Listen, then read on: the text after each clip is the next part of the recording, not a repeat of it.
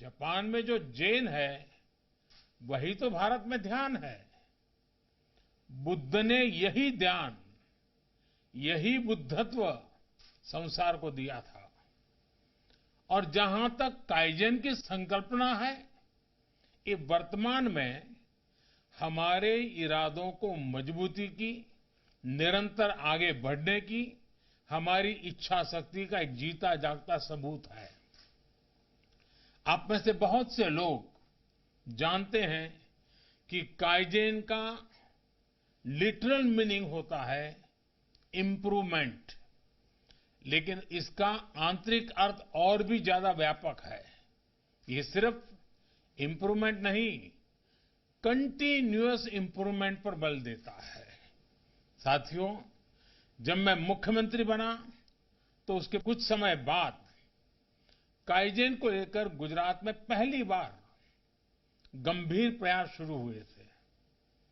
हमने काइजेन का बाकायदा अध्ययन करवाया था, उसे लागू करवाया था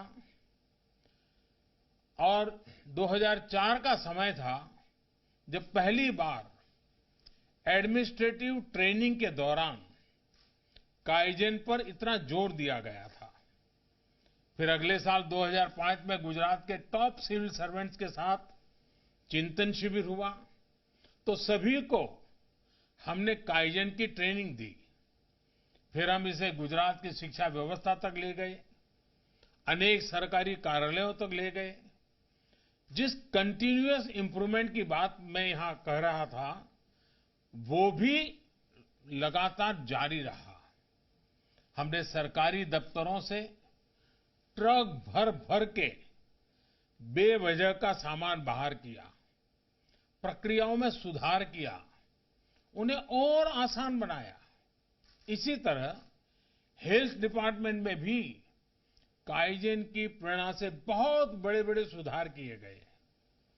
हजारों डॉक्टरों, नर्सों, हॉस्पिटल स्टाफ को इस काइजेन के मॉडल की ट्रेनिंग दी गई। हमने अलग अलग डिपार्टमेंट में फिजिकल वर्कशॉप पर काम किया, प्रोसेस पर काम किया, लोगों को एंगेज किया, उन्हें इससे जोड़ा। इन सबका बहुत बड़ा सकारात्मक प्रभाव गवर्नेंस पर पड़ा। साथियों, हम सब जानते हैं कि प्रगति के अंदर गवर्नेंस बहुत महत्वपूर्ण होता है। चाहे व्यक्ति के विकास की बात हो, संस्था का विकास हो, समाज या देश का विकास हो, गवर्नेंस बहुत इंपॉर्टेंट फैक्टर है। और इसलिए मैं जब गुजरात से यहां दिल्ली आया तो काइजेन से मिले अनुभवों को भी अपने साथ लाया। हमने पीएमओ और केंद्र सरकार के अन्य डिपार्टमेंट्स में इसका प्रारंभ भी किया। इस वजह से कितने ही प्रोसेस और आसान बने। ऑफिस में बहुत सारी जगह को हमने ऑप्टिमाइज किया। आज भी केंद्र सरकार के कई नए विभागों में, संस्थाओं में, योजनाओं में काइजेन को अपनाया जा रहा है। साथियों, इस कार्यक्रम से जुड़े जापान के हमारे अतिथि जानते हैं कि मेरा व्यक्तिगत तौर पर जापान के साथ कितना जुड़ाव रहा है। जापान के लोगों का स्नेह, जापान के लोगों की कार्यशैली, उनका कौशल, उनका अनुशासन हमेशा से प्रभावित करने वाला रहा है। और इसलिए मैंने जब भी कहा है कि I wanted to create mini Japan in Gujarat, तो उसके पीछे मुख्य भाव रहा है कि जब भी जापान के लोग गुजरात आए तो उन्हें वैसी ही गर्मजोशी दिखे, वैसा ही अपनापन मिले। मुझे याद है, वाइब्रेंट गुजरात समिट के प्रारंभ से ही जापान एक पार्टनर कंट्री के तौर पर इससे जुड़ गया था। आज भी वाइब्रेंट गुजरात समिट में सबसे बड़े जो डेलीगेशन आते हैं उसमें एक जापान का ही होता है। और जापान ने गुजरात की धरती पर यहां के लोगों के सामर्थ्य पर जो विश्वास जताया है, यह देखकर हम सबको संतोष होता है। जापान की एक से बढ़कर एक कंपनियां आज गुजरात में काम कर रही हैं। मुझे बताया गया है कि इनकी संख्या करीब-करीब 135 से भी ज्यादा है। ऑटोमोबाइल से लेकर बैंकिंग तक, कंस्ट्रक्शन से लेकर फार्मा तक, हर सेक्टर की जापानी कंपनी ने गुजरात में अपना बेस बनाया हुआ है। सुजुकी मोटर्स हो, होंडा मोटरसाइकिल हो, मित्सुबिशी हो, टोयोटा हो, हिटाची हो, ऐसी अनेकों कंपनियां गुजरात में मैन्युफैक्चरिंग कर रही हैं। और एक अच्छी बात यह है कि ये कंपनियां गुजरात के युवाओं का स्किल डेवलपमेंट करने में भी बहुत मदद कर रही हैं। गुजरात में 3 Japan India institute for manufacturing हर साल सैकड़ों युवाओं को स्किल ट्रेनिंग दे रहे हैं। कई कंपनियों का गुजरात की टेक्निकल यूनिवर्सिटीज और आईटीआई से भी टाई अप है। साथियों, जापान और गुजरात के संबंधों को लेकर कहने के लिए इतना कुछ ही है कि समय कम पड़ जाएगा। ये संबंध आत्मीयता, स्नेह और एक दूसरे की भावनाओं को, एक दूसरे की जरूरतों को समझने में और मजबूत हुए हैं। गुजरात ने हमेशा जापान को विशेष महत्व दिया है। अब जैसे जेट्रो ने ये जो अहमदाबाद बिजनेस सपोर्ट सेंटर खोला है, उसमें एक साथ 5 कंपनियों को plug and play workplace facility देने की सुविधा है। जापान की बहुत सारी कंपनियों ने इसका लाभ उठाया है। मैं कई बार जब पुराने दिनों के बारे में सोचता हूं तो लगता है कि गुजरात के लोगों ने भी कितनी छोटी-छोटी बारीकियों पर ध्यान दिया है।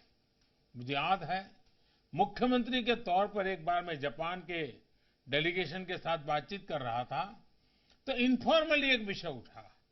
ये विषय बड़ा ही दिलचस्प था। जापान के लोगों को गोल्फ खेलना बहुत पसंद है, लेकिन गुजरात में गोल्फ कोर्सेज का उतना प्रचलन ही नहीं था। इस बैठक के बाद विशेष प्रयास किया गया कि गुजरात में गोल्फ कोर्सेज का भी विस्तार हो। मुझे खुशी है कि आज गुजरात में कई गोल्फ कोर्सेज हैं। कई रेस्टोरेंट्स भी ऐसे हैं जिनकी विशेषता जापानीज फूड है। यानी एक प्रयास रहा है कि जापान के लोगों को गुजरात में फील एट होम कराया जा सके। हम लोगों ने इस बात पर भी बहुत काम किया कि गुजरात में जापानी भाषा बोलने वालों की संख्या भी बढ़े। आज गुजरात के प्रोफेशनल वर्ल्ड में बहुत से लोग ऐसे हैं जो आसानी से जापानी बोलते हैं। मुझे बताया गया है कि राज्य की एक यूनिवर्सिटी जापानी भाषा सिखाने के लिए एक कोर्स भी शुरू करने जा रही है। एक अच्छी शुरुआत होगी।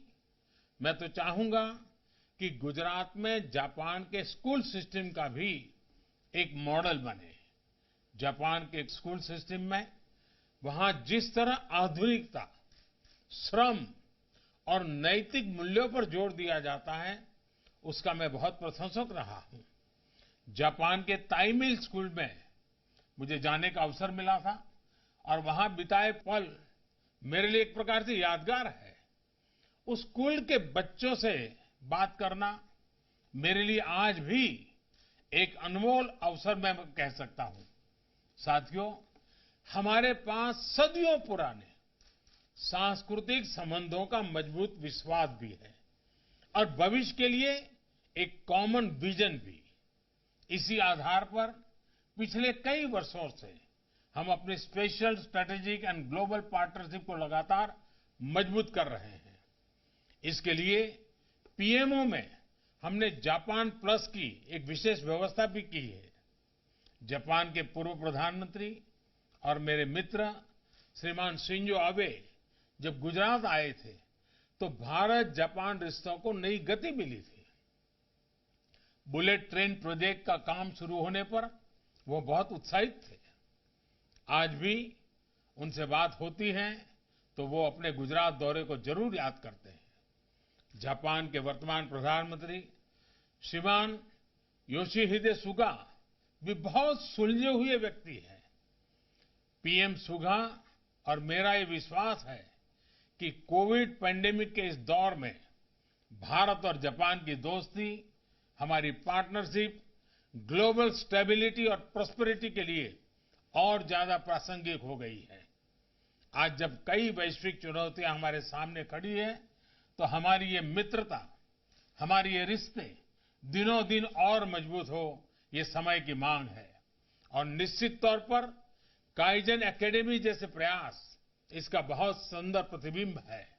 मैं चाहूंगा कि काइजन एकेडमी जापान के वर्क कल्चर का भारत में प्रचार प्रसार करे, जापान और भारत के बीच बिजनेस इंटरेक्शन बढ़ाए।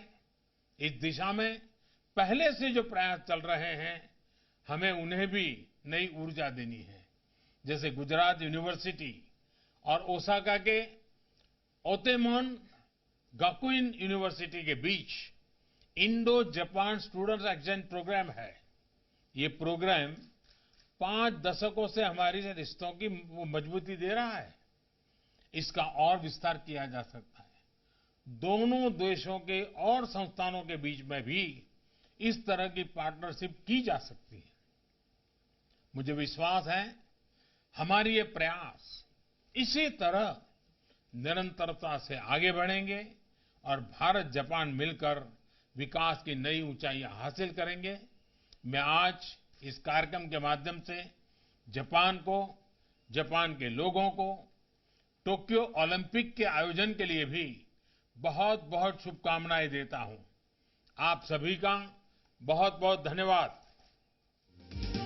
प्रधानमंत्री नरेंद्र मोदीए વર્ચ્યુઅલી કાર્યક્રમ જેમાં ભાગ લીધો, ઉદ્ઘાટન કર્યું જૈન ગાર્ડન અને કાઇઝન એકેડેમીનું અને તેનાથી જાપાન અને ભારતના સંબંધો ખૂબ જ મજબૂત હતા અને જે ભારત અને જાપાનની જે મિત્રતા રહી છે તેમાં વધુ મજબૂતી આવે તેવા પ્રયાસો હાથ ધરવામાં આવ્યા છે। સાથે સાથે આ એકેડેમીમાં જાપાની સંસ્કૃતિ, કળા અને આર્કિટેક્ટની એક ઝલક જોવા મળશે તેવો પ્રયાસ